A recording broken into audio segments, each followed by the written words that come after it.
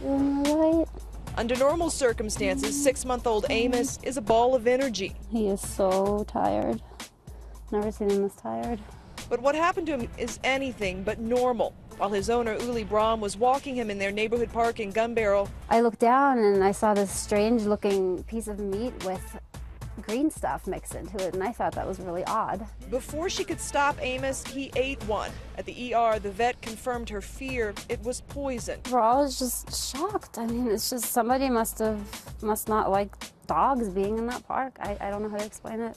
Neither does the Boulder County Sheriff's Office. The animal control officers scour the park and find one dangerous bite after the next. At least 6 so far. It's just disturbing, and somebody's got a problem with the dogs out here, and hopefully we can find out who it is. Neighbors tell us this off-leash park, surrounded by condos, is normally filled with dogs and what they leave behind. There's a landmine. But animal control says they haven't had any recent complaints in this area.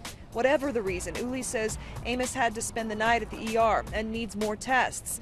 He may be worn out, but because they rushed to get him treated, I think we're going to pull through this okay.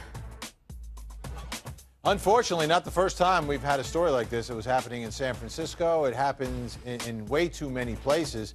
And rarely do we ever hear about anyone getting arrested when it comes to this. Let's bring in Lonnie Coombs and Lynn Berry on this one.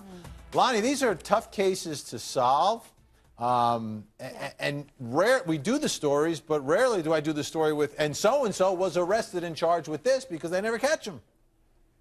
That's right. It's so random. It's hard to link anyone to it. I mean, I think they're testing to see if there's any type of DNA left on it, but it's, it's a meatball. It's going to be a hard type of surface to get any proof of, unless they can, there's video surveillance cameras or something like that, or someone talks.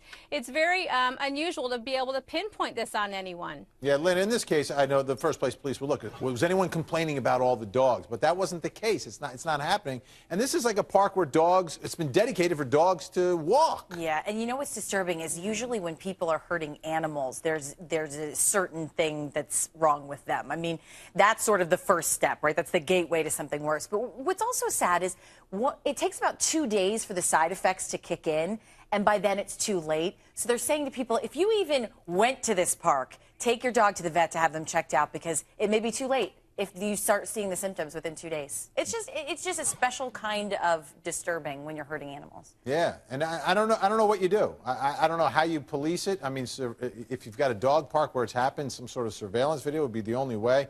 Unless you've got, Lonnie, a case where it's some kids doing a prank, but something tells me it's not a prank being done by kids.